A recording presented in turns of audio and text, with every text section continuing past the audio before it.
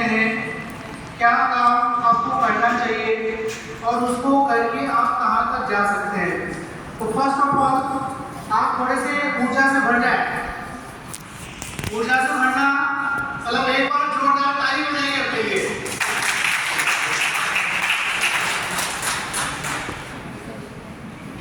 आज जो हमारी क्लास है, इसको क्लास नहीं कहेंगे हम, क्योंकि मैं शिक्षक नहीं, साथी हूँ आपका, और साथ मिले आपका तो मित्र बनूँ आपका। मैं आपका मित्र बनने आया हूँ आज, और मित्र बनकर मैं कोशिश करूँगा कि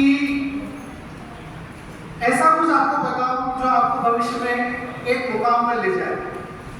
तो आज जो हम करने वाले हैं,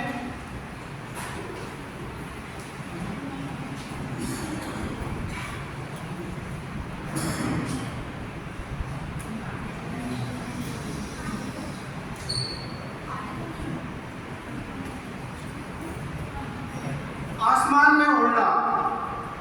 बहुत ऐसा लगता है कि मतलब हम बहुत विशेष हो गए हैं, लगता है ऐसा। आपको पसंद है आसमान में उड़ना?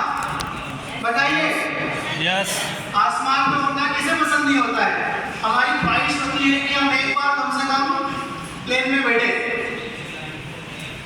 है ना। हवाई जहाज में बैठना, हेलीकॉप्टर में बैठना हमारी ख्वाहिश होती है, हमारी इच्छा होती है, और हम जीवन में जरूर चाहते हैं कि एक बार फ्लाइट में बैठें, और फ्लाइट में बैठकर अपने देश में या विदेश में कहीं पर भी जाए, लेकिन जाए, बैठे उसमें जरूर एक बार।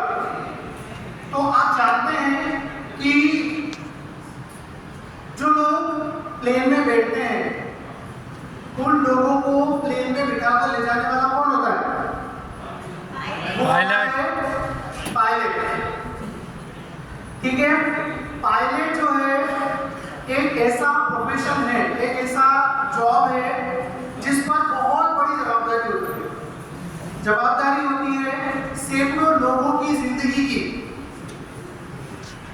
सैकड़ों लोग जो उसमें ट्रैवल कर रहे होते हैं, उस पर उन सबकी जिंदगी की जवाबदारी हमारी होती है। तो इसके लिए हमें जो योग्यताएं होना चाहिए। अच्छा, एक बात मैंने आपके साथ में की अभी कि बहुत सारे लोगों के जीवन को बचाने की जवाबदारी हम पर होती है। हालांकि ऐसा नहीं है कि केवल हम जो है लोगों को उड़ाकर ही ले जाए। जब आप पायलट करते हैं तो पायलट करने के बाद में आप केवल ऐसे प्लेन नहीं उड़ाएंगे जिनमें हम जो पैसेंजर्स होते हैं उनको एक जगह से दूसरी जगह पहुंचाते हैं। एक्चुअल में क्या है कि ये जो एविएशन फील्ड है, एविएशन का जो क्षेत्र है, उस क्षेत्र में हमारे पास दो ब्रांचेस होती है। एक ब्रांच होती है सिविल एविएशन और दूसरी होती है आपकी डिफेंस, है ना। हमारा जो सिस्टम है, शासन जो हमारा है, शासन व्यवस्था जो है, उसमें भी दो मिनिस्ट्री होती है। एक होती है सिविल एविएशन मिनिस्ट्री और एक होती है डिफेंस मिनिस्ट्री। तो जब आप पायलट बनते हैं तो पायलट आप किस प्रकार के बन रहे हैं? आप सिविल एविएशन में जा रहे हैं या डिफेंस में जा रहे हैं, वो डिपेंड करेगा। ठीक है। तो इन दोनों ही क्षेत्रों के लिए जो योग्यताएं होती है वो अलग अलग होती है। जो बेसिक योग्यताएं होती है वो तो सबके लिए कॉमन है। बेसिक योग्यताएं कौन सी? बेसिक योग्यताओं में सबसे पहले जो योग्यता होती है कि आप में धैर्य होना चाहिए। यदि आप में पेशेंस नहीं है, यदि आप बहुत जल्दी एक्साइटेड हो जाते हैं, उत्तेजित हो जाते हैं और आप निर्णय नहीं कर पाते हैं, जब आप एक्साइटेड हो जाते हैं, उत्तेजित हो जाते हैं, तो हमारी जो निर्णय क्षमता है वो प्रभावित होती है। तो सबसे पहले हमें क्या होना चाहिए? धैर्य होना चाहिए। दूसरी बात जो होती है वो होती है कि हमें गंभीरता का होना बहुत जरूरी है। गंभीरता, किसी भी छोटी से छोटी बात को बिल्कुल सीरियसली लेना, किसी भी चीज को इग्नोर नहीं करना। जब आप कॉकपिट में बैठेंगे, कॉकपिट क्या होता है? कॉकपिट होता है हवाई जहाज उड़ाने के लिए जहां पर पायलट, को पायलट जो बैठते हैं जिसमें, वो कहलाता है कॉकपिट। तो जब आप वहां पर बैठेंगे तो आप में दृढ़ता, धैर्य, ये दो महत्वपूर्ण गुण होना ही चाहिए। इसके बाद में जब आप कोर्स के लिए जाएंगे, कोर्स की पढ़ाई करने से हम इस क्षेत्र में जा सकते हैं। तो इसके लिए जो बेसिक है वो है गणित और विज्ञान का ज्ञान हमारे पास होना चाहिए। यदि हमको गणित और विज्ञान का ज्ञान है, हमारी उसमें रुचि है, तो हम पायलट करने के लिए बिल्कुल जो कोर्स अवेलेबल है वो कर सकते हैं। और कौन से कोर्सेज हैं उनकी चर्चा मैं आपसे अभी करने वाला हूँ, पर अभी मैं जो बेसिक प्रॉपर्टीज या कहें कैरेक्टरिस्टिक्स कहें जो होना चाहिए उनकी बात मैं आपसे कर रहा हूँ, ठीक है। अब इसके बाद में एक और जो बेसिक कैरेक्टरिस्टिक, बेसिक जो गुण है आप में होना चाहिए, आधार गुणधर्म जो आप में होना चाहिए वो होना चाहिए दबाव में काम करने की क्षमता। क्योंकि ये एक ऐसा क्षेत्र है जिसमें आपको अनेक दबावों का सामना करना पड़ता है। यदि आप दबाव में आ गए तो दबाव में आने के बाद फिर आप अच्छे से काम नहीं कर पाएंगे। मान लो जैसे आप प्लेन उड़ा रहे हैं और अचानक से मौसम बदल गया, तो उस स्थिति में आपको क्या करना है? सबसे पहले जो भी एटीसी होता है, एयर ट्रैफिक कंट्रोल जो होता है, उसको इन्फॉर्म करना। उसको इन्फॉर्म करने के बाद में ऐसी जगह ढूंढना जहां पर आप सेफ्टी अपने प्लेन को या अपने एयरक्राफ्ट को लैंड कर सकें, ठीक। तो ये जो है कुछ बेसिक योग्यताएं होती है जो आप में होना चाहिए अगर आप इस फील्ड में जाना चाहते हैं, आप पायलट बनना चाहते हैं। हालांकि एकदम से आप पायलट नहीं बन पाएंगे, क्योंकि जो कमान है वो सबसे आगे में आपको मिलेगी पायलट के रूप में। सबसे पहले आप ट्रेनिंग रहते हैं, ठीक है। ट्रेनिंग के बाद आप किसी पायलट के साथ में प्लेन उड़ाते हैं और उसके बाद में जब आपको अच्छा अनुभव हो जाता है ना, इसमें अनुभव घंटों में काउंट होता है कि आपने कितने घंटे तक किसी प्लेन को उड़ाया है। तो वो अनुभव आपने अगर ले लिया तो उसके बाद में फिर आप पायलट बन जाते हैं, ठीक है। अब इसमें जो दो क्षेत्रों की चर्चा मैंने आपसे की है कि एक तो होता है डिफेंस और एक होता है सिविल एविएशन। मतलब एक होता है आपका रक्षा क्षेत्र।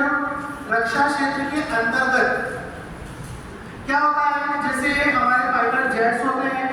अभिनंदन वर्धमान का नाम आप सबने सुना होगा। अभिनंदन वर्धमान क्या है? एक फाइटर पायलट है इंडियन आर्मी में, है ना। इंडियन जो आपकी एयरफोर्स है उसमें, तो उस प्रकार के पायलट इंडिया बनना चाहते हैं तो ये आपके लिए है सैन्य जो डिफेंस एविएशन है वो। अच्छा, इसमें जाने के लिए क्या होना चाहिए? सबसे पहली चीज जो हमारी होनी चाहिए, बेसिक तो मैंने आपको बता दिया कि जो योग्यता हमें होनी चाहिए।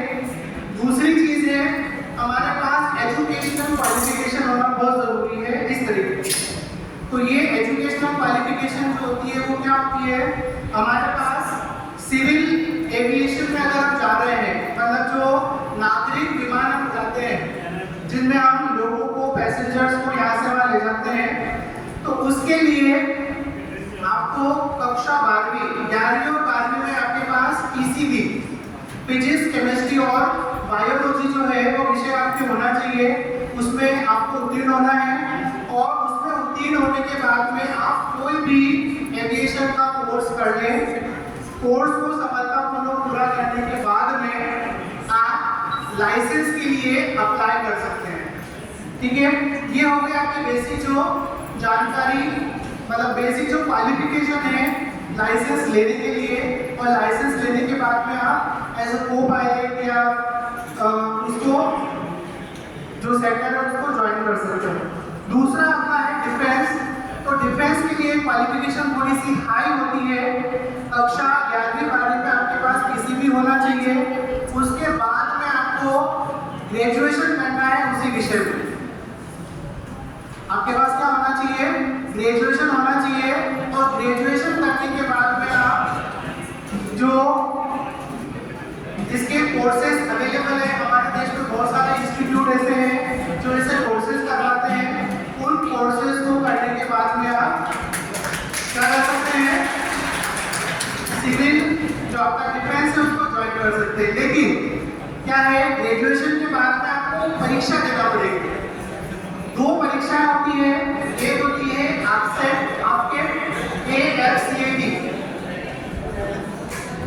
ठीक है। ये जो परीक्षा होती है ये है आपका air force common admission test. Air force common admission test कितना है, और दूसरा होता है आपका एनडीए। एनडीए का एग्जाम जो है वो यूपीएससी कंडक्ट करता है। ये दोनों परीक्षाएं, इनमें से कोई भी एक परीक्षा आप दें, और ये परीक्षा देने के बाद में आप क्या कर सकते हैं, जो डिफेंस सेक्टर में हमारे जो पायलट्स हैं वो पायलट आप बन सकते हैं, ठीक है। तो ये तो हो गई हमारी जो क्वालिफिकेशन है और जो कोर्सेज है उनकी जानकारी। अब ये कोर्सेज हमारे देश में बहुत सारे संस्थान हैं जो करवाते हैं, उन संस्थानों में आप प्रवेश लेकर ये कोर्सेज कर सकते हैं। अब बात आती है कि कोर्सेज करने के लिए पैसा लगेगा, वो पैसा कहाँ से आएगा, है ना। आप तो कहेंगे जैसे आप बहुत सभी बैकग्राउंड के स्टूडेंट यहाँ पर हमारे पास में है, कोई बहुत गरीब है, मिडिल क्लास है, कुछ ऐसे हैं जिनके पास ठीक ठाक पैसा है। तो आपकी चिंता ये रहती है, या आपके परिवार के लोगों की चिंता ये रहती है कि इसके लिए पैसा कहाँ से आएगा।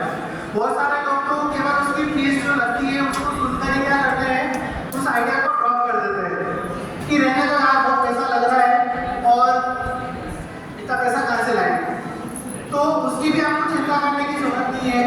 यदि आप जो एनडीए और आपके जो एग्जाम मैंने आपको बताया कि आप क्रैक कर लेते हैं तो आपको बहुत इजीली बैंक से लोन मिल सकता है, क्योंकि आपने उस एग्जाम को पास कर लिया है, जो कि काफ़ी हार्ड लेवल का एग्जाम है। उस एग्जाम को पास करके आप आसानी से लोन के लिए अप्लाई कर सकते हैं। कोई भी बैंक इजीली आपको क्या करेगा, लोन दे देगा और आप आसानी से उस कोर्स को कर पाएंगे, ठीक है। चलिए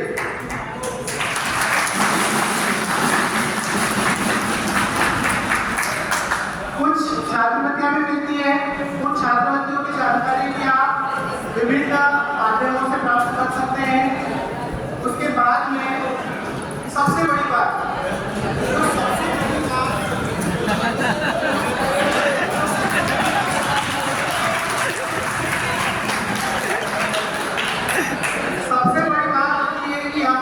मिलेगा कितना, इतना पैसा लगा तो दिया आपने, इतना तनाव देकर, इतना टेंशन लेके सारे कोर्स भी कर लिए, लेकिन हमको उसके बदले में मिलने क्या वाला है ना। क्योंकि अल्टीमेट जो हमारा उद्देश्य होता है वो तो क्या होता है, पैसा कमाना। तो मैं आपको बताना चाहता हूँ कि ये एक ऐसा सेक्टर है जिसमें